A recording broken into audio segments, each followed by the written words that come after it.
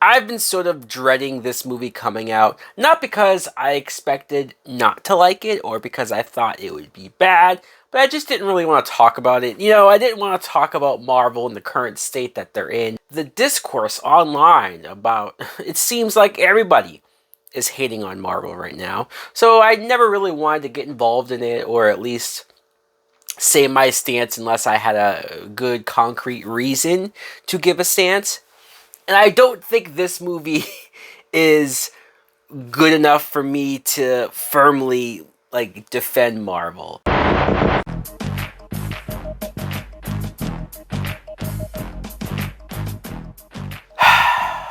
Oh boy.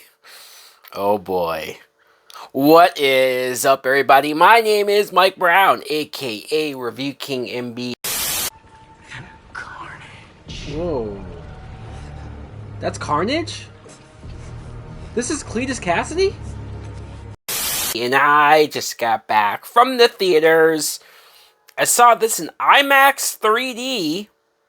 The Marvels. The Marvels is a 2023 film. I thought the movie was fine. It was okay. It was a decent time to pass, but I wasn't blown away by it. I wasn't like, oh my god, you see, people? Marvel hasn't gone anywhere. But I also didn't think it was terrible either. I don't think it's the end of the world, sky is falling. I think they're gonna be okay. This film, though, it's directed by Nia DaCosta, and I remember when I first heard that she was doing this movie, and I had seen a couple of her previous films and thought, man, this is going to be something maybe a little special, a little different. Not so much. Marvel is kind of in their place where they pluck a director, put them in and say, hey, make the type of Marvel movie that we want you to make. Brie Larson, I will say this, for all of the shit that Brie Larson took in Captain Marvel and just playing the Captain Marvel character in general, I liked her a lot. If people felt like she was boring or too stoic, too serious, always frowning all the time, I kind of think that was a character choice given what her character went through in the first movie. It made sense. And in this film, she is opening up more. She is being a little more vulnerable. Teyonah Parris plays Monica, and I like her relationship with Captain Marvel, Carol Danvers, how she was a little girl when she loved her, looked up to her, and then she was gone, and so they have kind of a strained situation there. Iman Vellani plays Miss Marvel, Kamala Khan, and I really liked her in the Miss Marvel show.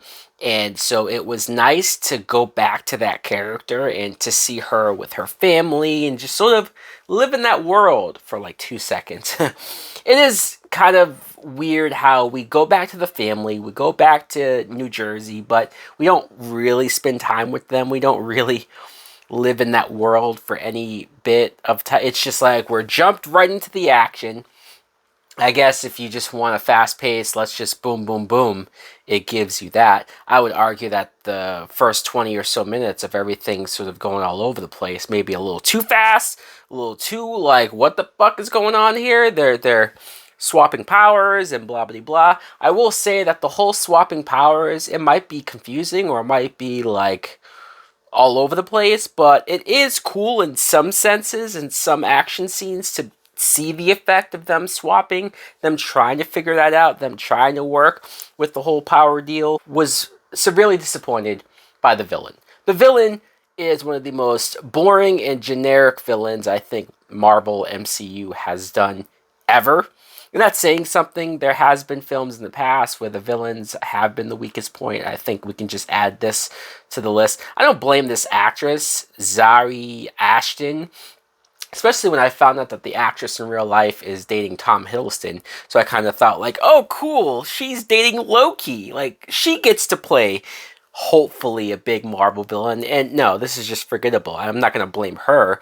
It's more the writing, or it's more of like, I feel like stuff from this movie was cut out to where a lot of her backstory is missing. They talk about it, they show quick flashes, but you don't get enough to truly care.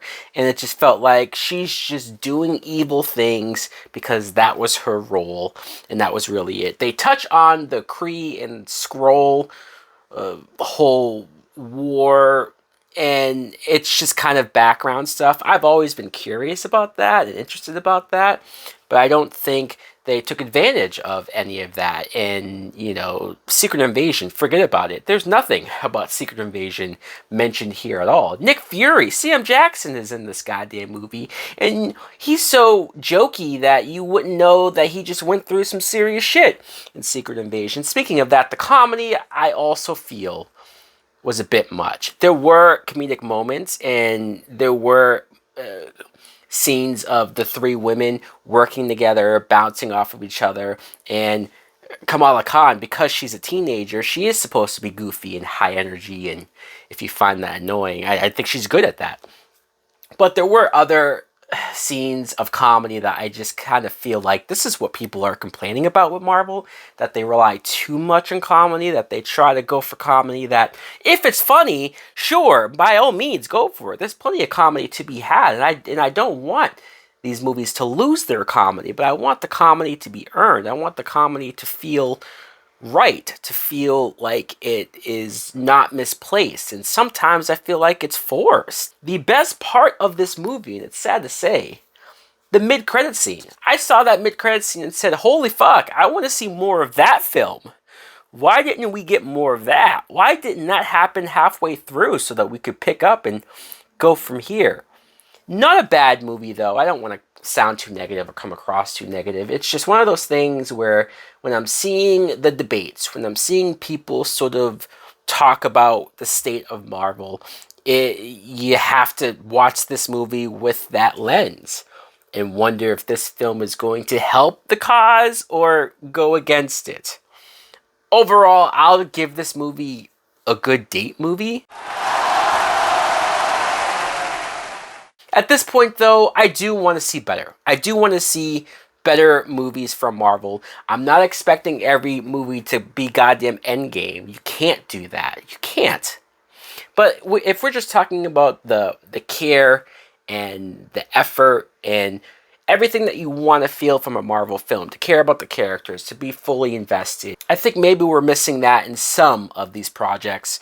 So guys, let me know in the comments below, what did you think of The Marvels? If you saw it as well, if you enjoyed it. At least keep an open mind. I don't like seeing people who are like, oh, this movie's gonna flop, this movie's gonna suck, before you actually see it. Maybe it will flop. I don't know. It's just, man, people have already decided before they've seen it.